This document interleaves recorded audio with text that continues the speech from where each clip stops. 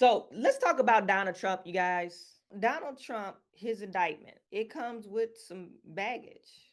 The judge comes with some baggage.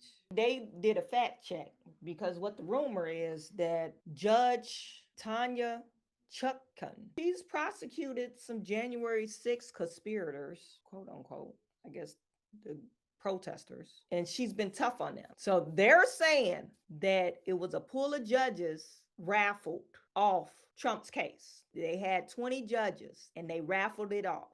And this girl happened to get the case. How likely is that? Do you believe that? They actually raffled it out. They put 20 judges in the hat and they pulled, and she miraculously chosen to be Donald Trump's judge. And she prosecuted every single last January 6th inciters, protesters, the people that they prosecuted. So how likely is that? Do you actually believe that? So in this fact check, they're claiming that the U.S. District Court Judge Tanya Chutkan worked at the law firm that also employed Hunter Biden and performed work for the Ukrainian oil company Burisma.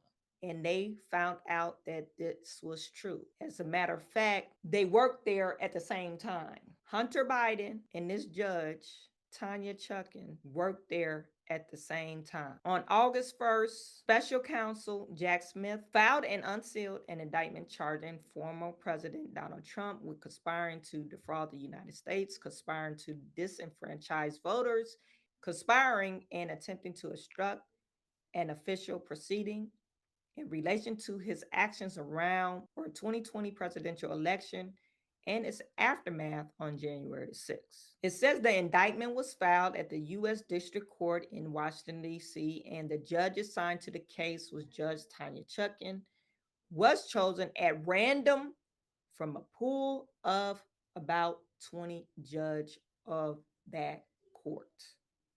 Random? Does that make any sense? Random? By the Washington Post, the pool of judges has been steeped in cases related to the rituous, deadly events on January 6th, in which Trump supporters attempt to stop the counting of electoral college votes for U.S. President-elect Joe Biden at the U.S. Capitol. I love how they narrate these stories, but whatever. Following her appointment to the Trump case, critics sought to identify allegations of nefarious connections in her professional history. Several Trump allies have highlighted both Chutkan and the current president's son, Hunter Biden, worked at the high-end law firm Boyce Schiller Flexner, BSF. In fact, Hunter Biden and Chutkan was both employed by the partners of BSF. BSF provided Ukrainian oil company services. Burisma. Chutkan worked at BSF from 2002 until she was elected in June 2014. She made partner on the firm in 2007. Biden, meanwhile, held the title of counsel at BSF from 2010 to 2014. Do you think this is a conflict of interest? Do you think this judge should recuse herself from this case? I think so.